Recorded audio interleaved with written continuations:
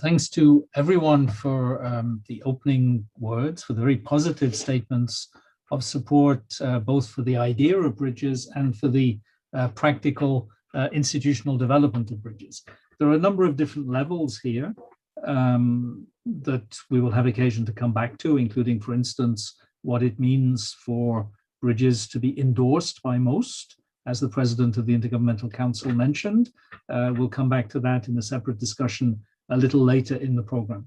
What I'd like to do at this stage is emphasize the context of strategic development for the MOST program, which of course goes beyond its intergovernmental mechanisms and engages the whole Secretariat, all of its partners, and say a few words about how this connects to the bigger picture within UNESCO, since while Bridges is anchored in the humanities as its founding principle state, it also goes beyond them. I think this is behind both Stephen and Sinan, above to the top right of their head in screen mode, stating that we're about the environmental humanities, but not only. And therefore, the connections with other parts of what UNESCO does on environmental issues, which are very significant, will be, I think, valuable. In the context of UNESCO's efforts to consider, as the Assistant Director General was saying a bit earlier, what it means to be human in an age of planetary interdependency and radical technological innovation, we have been launching a number of initiatives which will converge around a strategic space in which Bridges needs to find its place. And I'm fully confident will find its place because it has exactly both the intellectual and institutional characteristics to play a major role in this strategic future. The first thing to note for those not familiar with UNESCO jargon and planning processes is that the 31st of December 2021 is the end of an 8-year medium-term strategy, which, if you're good at arithmetic, started on the 1st of January 2014. Even if you're not good at arithmetic, it still started on the 1st of January 2014.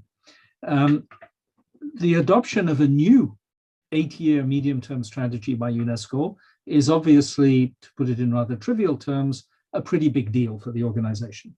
It will be accomplished formally and legally by the General Conference in November. But as you can imagine, since last year, there has been an extensive process of internal discussion within the Secretariat, with partner institutions, including in particular national commissions, and with the member states of UNESCO at the diplomatic level, to set the parameters of this future medium-term strategy. And what's very striking, you'll find the documents online if you're interested, including the draft, which was examined by the Executive Board of UNESCO in April, and after revisions at the request of the Executive Board will be submitted to the General Conference in November. The public document by which the medium-term strategy will be submitted will be available sometime in the middle of July. What's striking, comparing the current medium-term strategy, which again is online if you want to consult it, with the one that is emerging from this extensive process of discussion, is the extent to which the environment has been upgraded as a strategic challenge for UNESCO as a whole, around a small number of key issues. And even more striking, those key issues are starting to coalesce around just one concept, which the Director General has started to use publicly. Again, you can track this on Google if you're interested, including in some public statements and in a collective op-ed that she signed in January with various prominent public intellectuals from all over the world. And what this is coalescing around is an idea that is just incredibly Bridges relevant. Inhabiting the earth. How we should do that, how we shouldn't, and how we should. This is exactly the territory that Bridges wants to occupy from a specific perspective, building on specific resources with a specific bundle of ideas, but of course, in very close dialogue with other parts of UNESCO, and in particular with the Man and the Biosphere program, which manages UNESCO's network of biosphere reserves. There are 800 around the world, each of which is in principle a site where the question of inhabiting the earth is raised. and perhaps not currently answered in the best possible way, each of which offers the opportunity for bridges to engage with UNESCO's natural science sector in order to find innovative, experimental, exciting ways of making it work on the ground. And of course, tomorrow we have a segment of the program where an initiative that's already been endorsed as a Bridges pilot initiative in Colombia, and which connects territorially to a UNESCO Biosphere Reserve, will be presented. I think it's the first part of tomorrow's session at 1 p.m. Central European time, and we'll be able perhaps to have more discussion about how that network of biosphere reserves connects to what Bridges wants to achieve.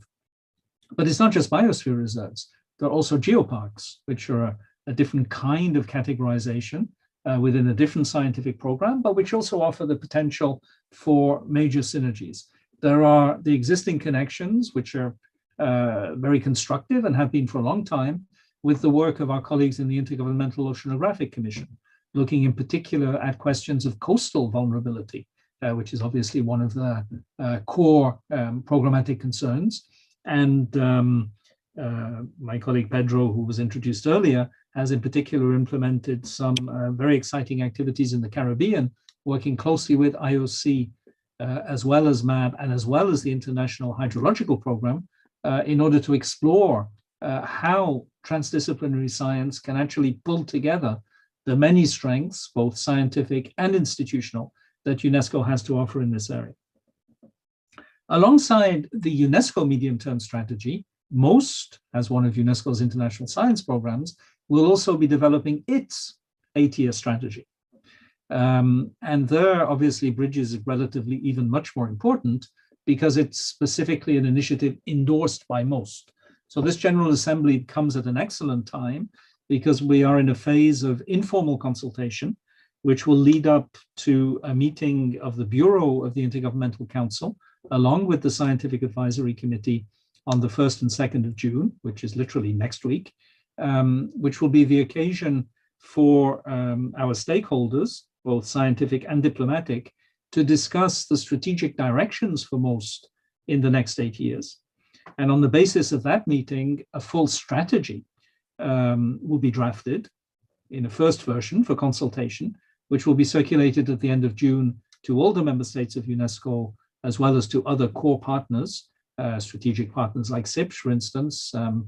Since I see Luis on the top left of my screen, you'll get the opportunity also to make observations on the initial draft of the document.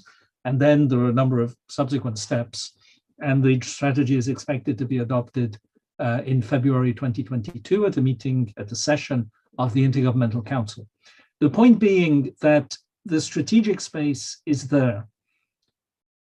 It remains only to be filled by specific content.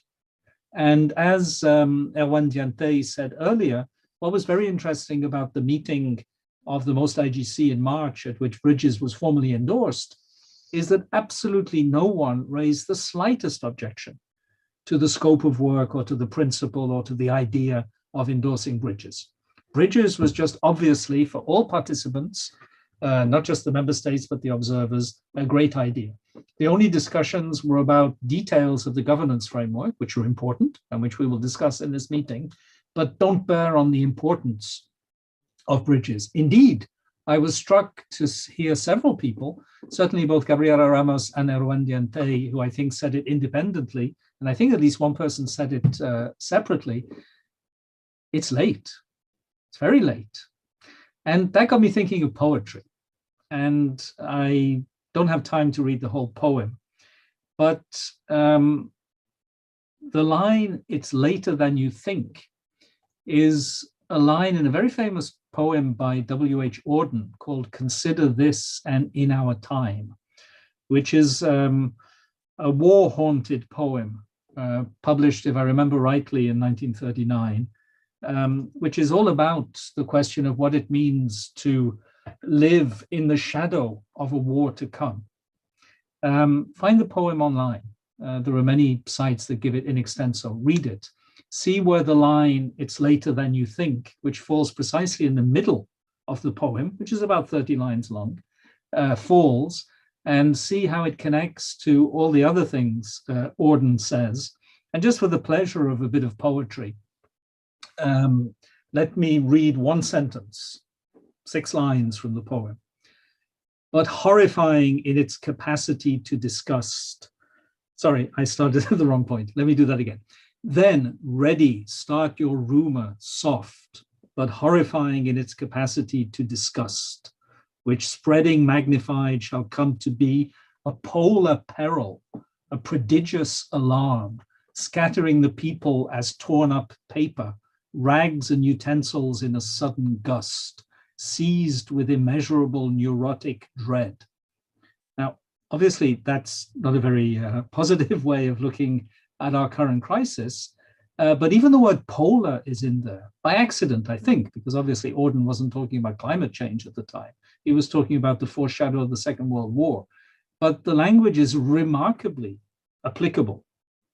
By coincidence, or perhaps because it is the nature of crises of foreboding that they all have something like the same structure, which is an issue for the literary scholars among us to understand archetypes of narrative in this respect. So what we hope to get from this meeting and from the follow-up to this meeting, and please feel free to continue to engage during the month of June in this initial process, and then there'll be opportunities to comment on documents in writing, is a clear understanding of how bridges can become a very important strategic component of the future 8-year strategy for MOST, and through MOST, for the future 8-year strategy of UNESCO as a whole. And in that respect, the key is not just to start from what we want to do, which is important, and which we will discuss throughout this meeting, but also to start, as a number of speakers, Luis said this explicitly, mentioned, from what we hope to achieve. The language of impact, I'd invite you to think about. If Bridges succeeds, and if the conditions beyond Bridges are met for that success to be amplified, what kind of positive impact would take place in the world? How would the world be changed for the better by our collective success? If circumstances are right, we don't control impact, we contribute to it. In order to achieve that impact, what kinds of capacities and action potentials, to borrow Gabriela's word from earlier, do we need to create? Which stakeholders need to be empowered by the work of Bridges in order to achieve that impact through their own actions? Clearly, among the stakeholders that UNESCO cares about are governments. What can Bridges do to enable governments to deal more effectively with environmental challenges? But governments are not the only stakeholders. Civil society organizations, universities, professional networks of scholars, the media. We have many people attending this meeting who represent different kinds of stakeholders in different contexts, all of which can be empowered by the work of Bridges, whether they contribute directly to it or simply benefit from it, and on that basis contribute to the desired outcome. And then at the level we call output in our jargon, what can Bridges deliver that will create the conditions for outcome? How can we, by our actions, make a difference? And if we can think in those 3 levels, then we basically have a strategy. And I think that's, of course, the meeting itself isn't organized in that way. I don't want to distort the whole meeting by pulling it in the direction of shaping the future strategy of MOST. But still, it's a great opportunity to get your views as a marvelous group of stakeholders, very knowledgeable and experienced in these areas, as to how the Bridges part, the environmental humanities part of the future MOST strategy can be constructed. And in that respect, also, of course, create the conditions for Bridges' success, because the better the alignment, the stronger UNESCO's commitment will be. So I look forward to hearing you on all of this and more. Thank you very much. Margaret, hello, everyone. I have several poems to read you. No, I don't. That's just a joke. What I'd like to talk about, following on from Stephen's comprehensive introduction, is how we've tried to get from the process of imagining Bridges to the process of doing it, so to speak. Many of you have been involved in many of these discussions in the meetings that took place in 2019 in Massau, in Paris, and in Sigtuna, in the virtual meeting that took place in July 2020 here virtually in Cappadocia, and in various other meetings, including the meetings of the Most Intergovernmental Council. So, as you know, when Bridges started to elaborate itself as an action coalition in 2019, we had no institutional framework to guide us. We had some ideas as to the directions in which we might wish to go. And at the Sigtuna meeting, it was agreed that one important aspect of institutionalization should be formal endorsement by the Most Intergovernmental Council of Bridges as a MOST initiative. But of course, in Sigtuna, at the very beginning of October 2019, that was in the future. At the same time, we decided that we shouldn't wait for the full institutional process to have been accomplished in order to start working, because we agreed, I think there was really a consensus on this, that the energy, the positive energy shown among the participants in the Sigtuna meeting, building on the previous meetings in Massau in Paris and in Paris, both created a marvelous opportunity to move forward quickly as possible, and at a certain level almost a duty once you take it that this is important, once you take it that it might already be almost too late. Of course, maybe it's too late now or almost too late now, but it wasn't in 2019. I think there was a sense of urgency in the room even then, that there are important problems to be resolved and that we shouldn't let ourselves be bogged down by institutional process in order to address them, which is why, as again, many of you recall, we decided on the one hand to pursue the institutional strategy of creating the conditions for formal endorsement by the Most Intergovernmental Council. This took some time. There were delays due to the pandemic. There were delays, very normal delays, due to the interaction with the members of the IGC itself. And this was finally accomplished on the 31st of March, 2021.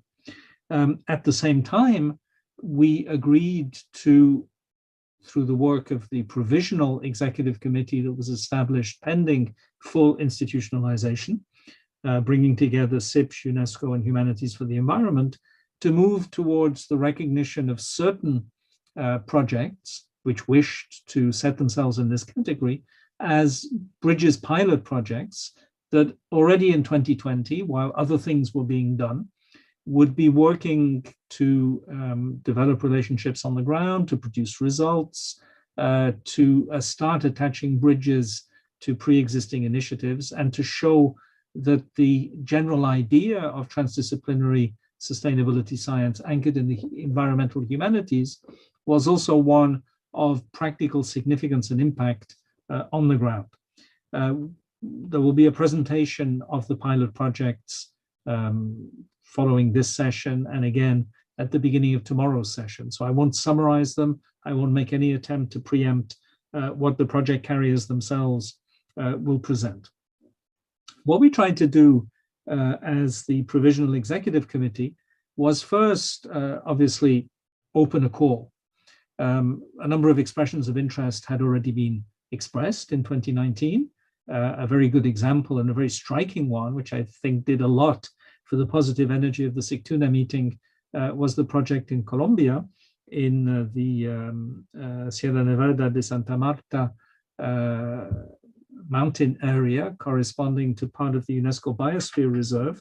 And as you know, representatives of the Kogi people traveled to Sigtuna in order to discuss directly with the Bridges stakeholders how their concerns about water management in an ecologically vulnerable part of coastal Colombia, in the context of the impact of coastal development, various kinds of infrastructural coastal development on water resources and hydrological cycles further up the mountain, might be both eroding or transforming hydrological cycles in ways that would erode the resilience and the survival capacity of the people occupying the area. And in that context, obviously, to present themselves as a bridges pilot. And there were also some very interesting discussions back then about the Arctic and subarctic projects, for instance. There were discussions about Central Asia, discussions about landscape and heritage management. By recognizing the projects as pilot projects, we were really affirming just two things. First, compatibility, which wasn't very difficult to check because all of these projects have been developed within the same spirit and within the same time frame as the principles according to which the compatibility was checked. That sounds like a circle, but it's not a vicious one. It's a virtuous circle in this case. It's a co-production process. So we affirmed compatibility and said, go ahead. You don't have a clear institutional framework because we don't have the governance mechanisms yet, but please go ahead, do good work. And as soon as the governance mechanisms are in place, we will be able to ensure the convergence of the pilot schemes with those governance proposals. And the pilot schemes will give us both initial successes that are very important for a collective dynamic and a clear model for how other projects can be set up that will join the portfolio of what Bridges actually involves on the ground. And of course, as the Assistant Director General said on behalf of UNESCO at the very beginning of this meeting, we've started quite small, but we have the ambition to build. So there should ideally be quite a significant number of new Bridges projects over the next few months. This meeting is an opportunity for new expressions of interest. The Provisional Executive Committee will still, pending the full development of the governance proposals, work on the ad hoc basis already successfully defined. And from September, probably, we will have full and formal governance processes that will make it much easier and much more fluid to make proposals, get feedback on them, and use the labeling, the brand of Bridges to give visibility to what is done. And again, echoing something said by Gabriela Ramos earlier today, start looking for new resources, which we need to do if we are to succeed, including to support the solid development of the professional secretariat that Bridges needs. One of the challenges that's important, in addition to resources, is geography, of course. In order to achieve adequate coverage of the various major regions of the world, we need ideas for new projects on a pilot basis, perhaps immediately, on a formalized basis as soon as we have all of those procedures in place, probably from September, to address some parts of the world that currently are not represented by pilot projects, even though we often have project partners or Bridges network partners in those regions. This is the case of Africa, which of course, from a UNESCO perspective, requires priority. So I hope that with our existing African partners and with others who might wish to join us, we can have discussions about this. We don't have anything in the Arab region, but we have partners in the region. And I hope that with SISH, in particular with Darina, we can have a discussion about how some kind of initiative in the Arab region could be set up, funding for its sort, and successful implementation proceed. And Asia also requires an effort. And I hope that the gap we currently have in Russia will be filled by the fact that we have partners here who are very keen to engage actively with Bridges, including in particular the UNESCO chair at Lomonosov Moscow State University, on behalf of which Yuri Sayamov spoke earlier, and with which we have worked very successfully as the MOST program for a number of years. In our view, and when I say our, it's UNESCO, of course, but I think it reflects the view of all the founding partners, the formal endorsement of Bridges by the MOST IGC is in this respect a major asset. It gives us, as Bridges, a guaranteed platform to exchange with UNESCO's diplomatic community through the Intergovernmental Council. It gives us a clear anchoring in UNESCO's medium-term strategy, which I mentioned in a previous intervention, and 4-year program and budget. Of course, anchoring it in the budget doesn't guarantee resources, but at least it guarantees that UNESCO staff have the mandate to work with bridges in pursuit of UNESCO's program. And in addition, it allows us to interact with UNESCO's Scientific Advisory Committee, the most scientific advisory committee. It gives us a solid bridge into other UNESCO programs, such as the Man in the Biosphere program. And finally, and as shown by the participation in this meeting, it allows us to interact with the full range of UNESCO's affiliates and strategic partners, of which UNESCO chairs and Category 2 centers are 2 very important examples, both kinds of institutions being represented in this meeting. So the plan is really to continue working as we have worked, but taking it up to a higher level of ambition and of formalization.